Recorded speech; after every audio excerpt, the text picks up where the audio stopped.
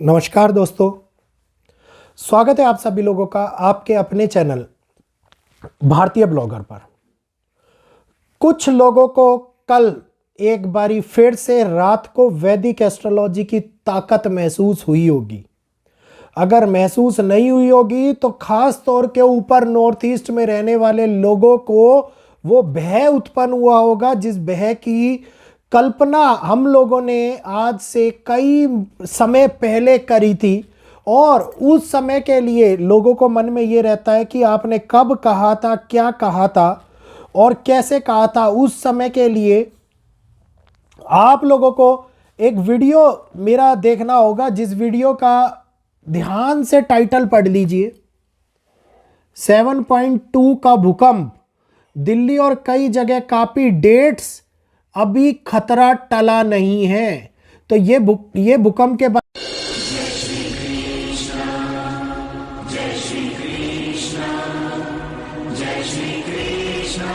में दी गई चेतावनी जो आप लोगों के सामने मैं लाया था, इसने ये दिखा दिया था कि आगे आने वाले टाइम के अंदर पुरानी वाला वीडियो हमारा सत्य साबित होता हुआ नजर आया है और उसने सच्चाई दिखा दी है। ये ध्यान से सुनिए। ये पहली बार नहीं बता रहा हूं, ठीक है। ये मना के डाला हुआ है, पूरा का पूरा इस लाइव सेशन के अंदर है, एग्जैक्टली है भूकंप। और ये पूरा का पूरा रखा हुआ था और सबसे पहले रखा था मैंने, उसके बाद में लोग वीडियोस डाल रहे हैं, ठीक है। तो सुन लेना इस बात को। हिमालयन रीजन के अंदर हिमाचल प्रदेश, उत्तराखंड, असम, सिक्किम, अरुणाचल, हिमाचल प्रदेश, उत्तराखंड, असम, इसके बाद में और कई राज्य और कई देशों के बारे में भी जानकारी दी गई है। असम नाम सुन लिया होगा। क्यों दिल्ली एनसीआर के अंदर उस टाइम में जब झटके महसूस हुए थे तो इस वीडियो के अंदर यह बात बोली गई थी कि भूकंप कहीं और आएगा, नेपाल के पास में, तिब्बत के पास में, लेकिन उसके झटके आप लोगों को दिल्ली एनसीआर तक सुनाई देंगे।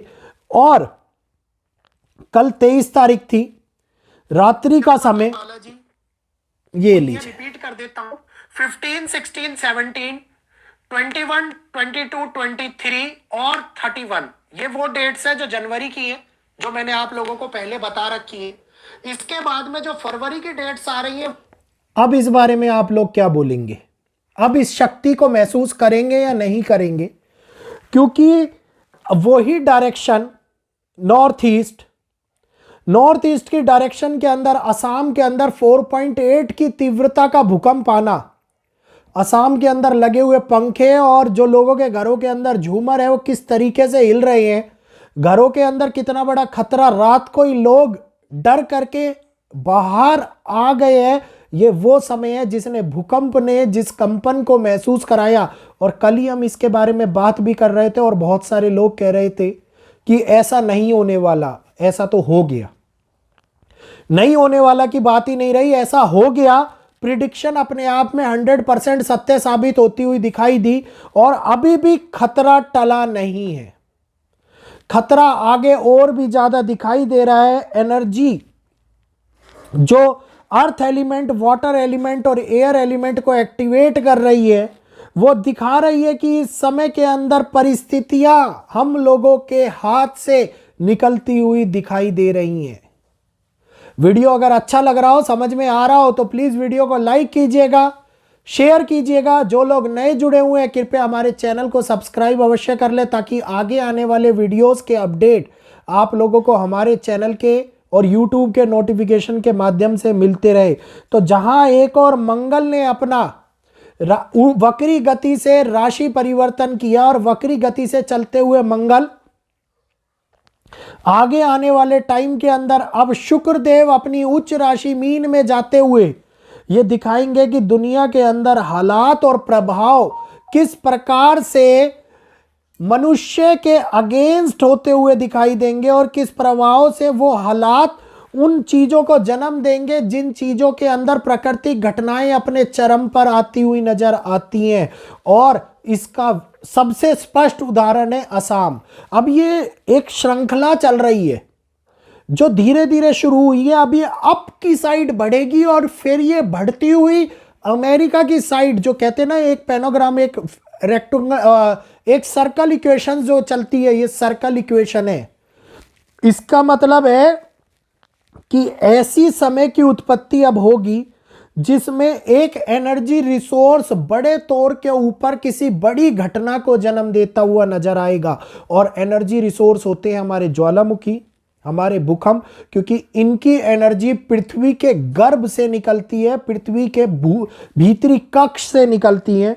और ये एनर्जी जो रिपल्शन का काम करेगी बाहरी वायुमंडल के अंदर, इसका अभिप्राय ये है कि कुछ बड़ी घटनाएं हमारे सामने अब आगे आने वाले टाइम में भी देखने को मिलेंगी।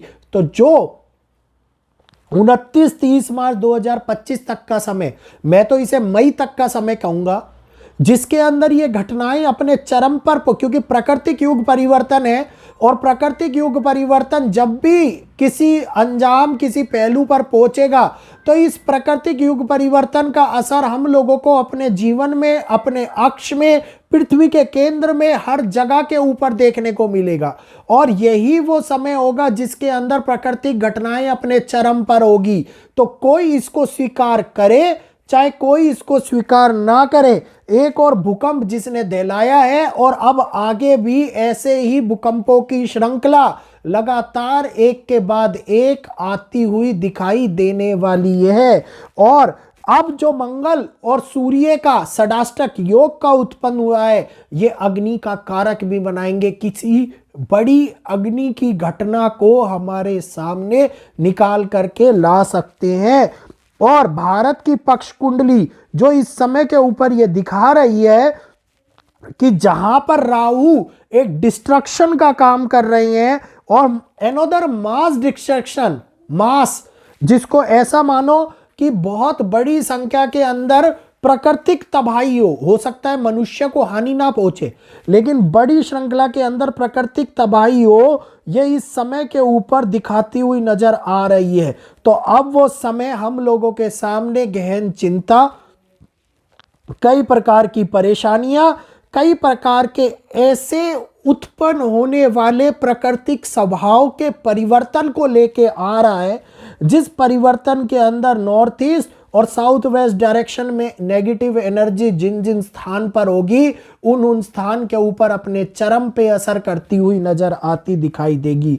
तो ये अभी भूकंपों का छोटा स्वरूप है, इसमें बड़ा स्वरूप नहीं है। मैं इंतजार कर रहा हूं उस भूकंप का, जिस भूकंप की कैलकुलेशन मैं करके बैठा हूं। भगवान से प्रार्थना भी बार बार यही है कि वो भूकंप ना आए, ये सारी तिथि नॉर्मल निकल जाए, जिन लोगों को जो बोलना है वो बोलते रहे, लेकिन वो भूकंप ना आए। क्योंकि अगर वो भूकंप आया तो वो एक बड़े डिस्ट्रक्शन का कारण बनेगा, बड़े मास डिस्ट्रक्शन का कारण बनेगा, जिसमें मानवीय हानि के साथ साथ जान और माल की हानि दोनों ही होती हुई दिखाई देती है। तो प्रकृति का वो बदलाव कई प्रकार की सिचुएशंस लेकर के आ रहा है, और इन सिचुएशंस को अब हम महसूस कर रहे हैं, अब हम देख रहे हैं कि किस प्रकार से घटनाएं हमारे सामने बदल रही हैं, किस प्रकार से घटनाएं एक नई उत्पत्ति को हमारे सामने लेकर के आ रही है। तो उम्मीद करूंगा ये स्थिति और ये चीजें और ये ताकत आप लोगों को समझ में आई होगी। और वैदिक एस्ट्रोलॉजी ने एक बार फिर से अपने आप को और मेरी कैलकुलेशन को प्रूव कर दिया। मैं शुक्रिया अदा करता हूं उस मां सरस्वती का, जिसके कृपा से मैंने ये कैलकुलेशन निकाल करके आप लोगों को बताई थी। जानकारी को सतर्कवाणी के रूप में लिया कीजिए। अच्छी बात है, अगर उन डेट्स के ऊपर कुछ घटित नहीं होता तो आपको ऊपर वाले का शुक्रिया अदा करना चाहिए कि ये डेट्स निकल गई, कुछ नहीं हुआ। लेकिन अगर उन डेट्स के ऊपर कुछ घटित हो जाता है तो मेरे भाई खुशी बिल्कुल भी नहीं होती। सतर्कवाणी है, सतर्कवाणी सतर्क करने के लिए होती है, अपने आप को और अपनी प्रतिभा को बढ़ाने के लिए नहीं होती। इस बात को समझो। वीडियो अच्छा लगे तो लाइक करो, शेयर करो, और जो नए जुड़े हैं चैनल को सब्सक्राइब कर लो, ताकि आगे आने वाली सतर्कवाणी आप लोगों को इस भारतीय ब्लॉगर चैनल के माध्यम से मिलती रहे। तो इजाजत चाहूंगा आज यहीं पर ही। जय श्री कृष्णा, जय माता दी।